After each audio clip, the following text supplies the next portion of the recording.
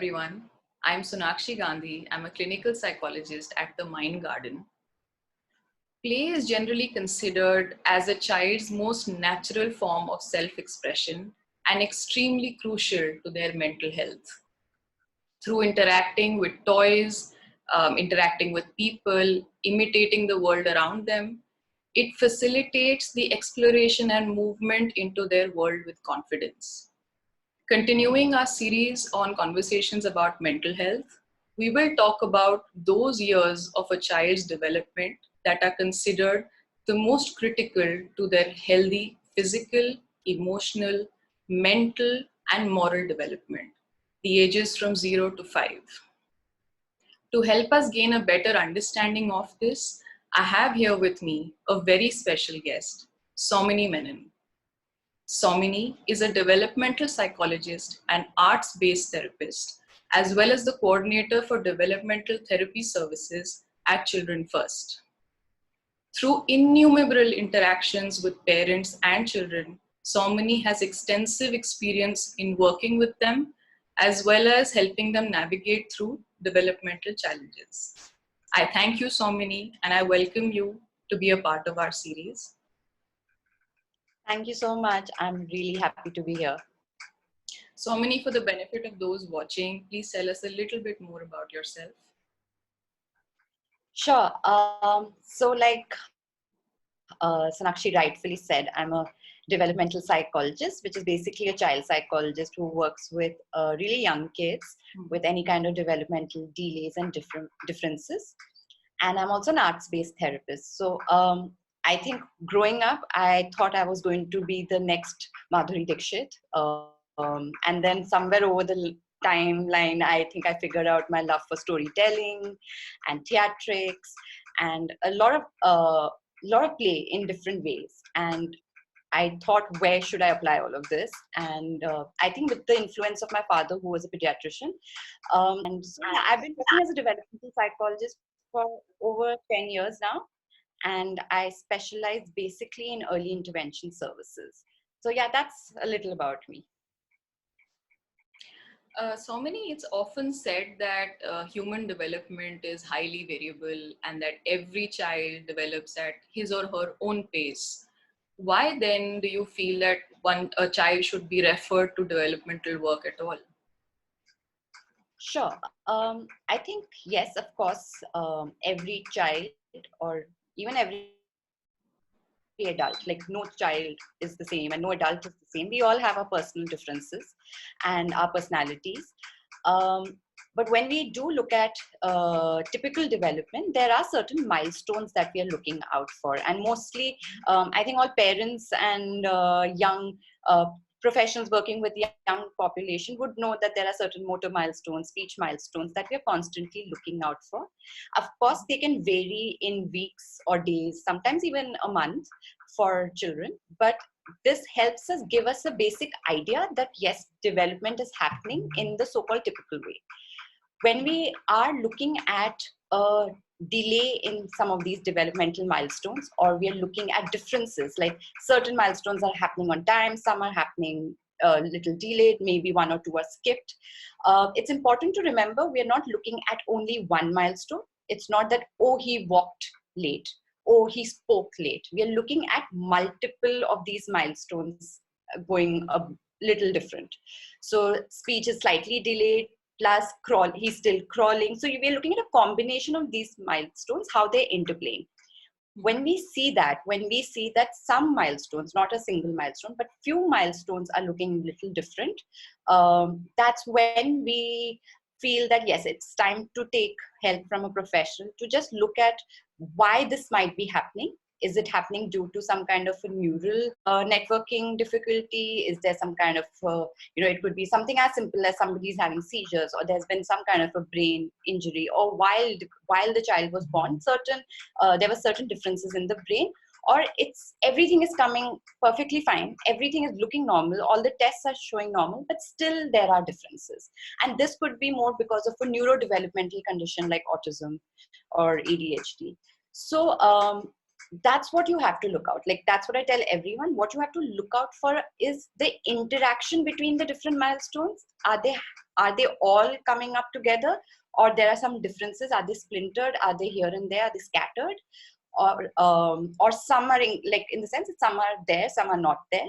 So it's never one milestone. So don't worry if it's just a single milestone that's missing, because all of us, I think, get one or two of our milestones wrong.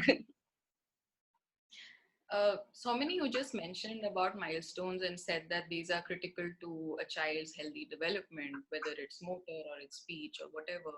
But if I have to ask you, how important are the first 5 years of a child's life? Like in general, how do they shape the later part of his life?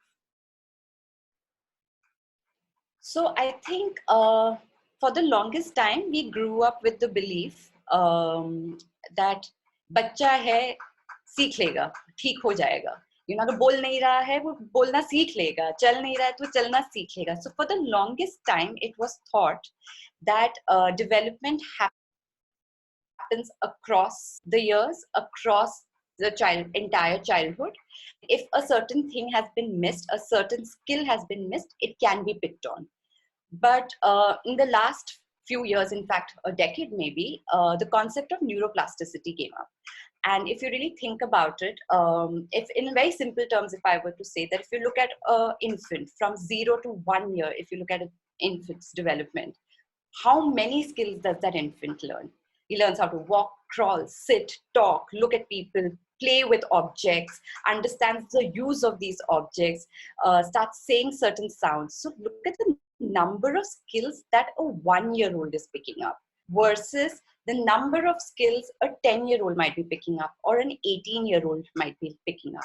So when people started researching into this, you know, when different researchers and scientists started looking up, and then they realized that when the child is born, the brain, there are many neurons firing, and how these neurons connect each other, that one sends a message to the other neuron and the other neuron to the third neuron, and there's a neural network that's formed, and that's how we learn how to talk, how to walk, how to talk.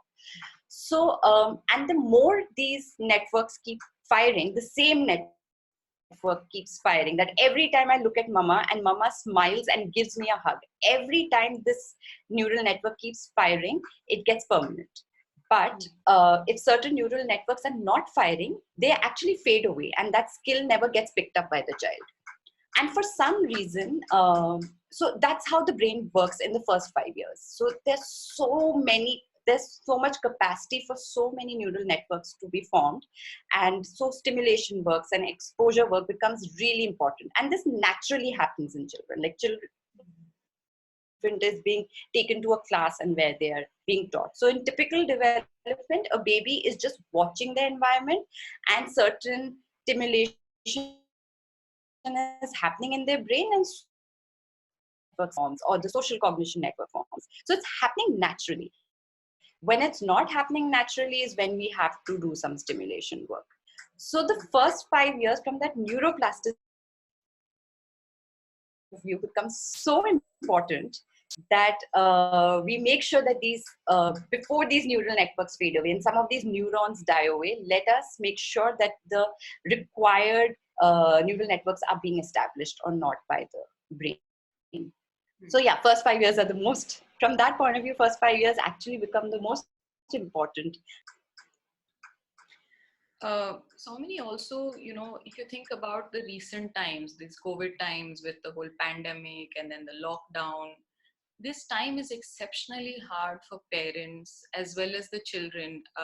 You know, when they have children, they don't know how to kind of, what is adequate safety, what will allow for autonomy, because there are certain rules you have to follow. At the same time, you want your child to also be as exploratory as he was before. So how do you help them strike a balance between both these things? Sure. So I think that's a very good question. And I think the answer honestly lies within each family, within each parent in that system. You know, before, if I can just share an anecdote, that before the lockdown happened, Many times when I was interacting with parents, and I would be saying that this is what I'm working with your child on, and these are the skill sets that have to be built. Of course, I was introducing them to the theoretical concept of why the skill has to be built. But, they were very dependent on us for activities and strategies. And suddenly when the lockdown happened, when you are robbed of your things that you are easily available to you, when connections become difficult between professionals and families, it's amazing how innovative our parents are being. And they are being able to do different things with their children, and they're exploring so many different things. So I would just say that right now is the time that you are in this, literally, of course, we all are sitting in these boxes of ours, these bubbles of ours, where we first of all have got enough time with our child, where of course, time in the sense we do have a lot of chores to do, but we still have managed to find some time where now is the time to explore with your child. Don't go in with this is my agenda, this is my goal, and this is what I want to teach my child. This is the time to just observe and see, what does your child usually do? How does your child play? How does your child explore? What does your child do? Just watch them, and in whatever they are doing, try to join them, because now we have the time and energy to do that. Otherwise, we get those few hours in the evening or night or early morning where we have to get so many other things also done. So if you have the time, don't go in agenda driven. Go with the idea of, today I'm going to explore my child, and that you've got it right. And it's amazing the number of ideas you'll get, because our children never needed these resources. Our children never needed so many options. They still are going to play with the exact same things they were playing with before the lockdown. The only thing that has been taken away from them is the physical space of maybe being outside, and maybe the opportunities of more peers. But our children are, honestly, at least the young ones, are really happy to have their parents. And this is what I've heard from most parents around me, that the kids are happy because they get mama and dada, and they don't want anything more. So just use this time to explore your child and just watch them and see what they like to do. Continuing with the same theme, Soumini, there are a lot of children who also fall under the section of structured routines, right? For instance, there are parents who have children with diagnosable conditions such as autism spectrum disorder or ADHD for that matter. Could you describe some of the strategies that for both of these that a parent can use to feel better prepared during a time like this? Sure. Again, I think it is sometimes dependent on the child and the family systems.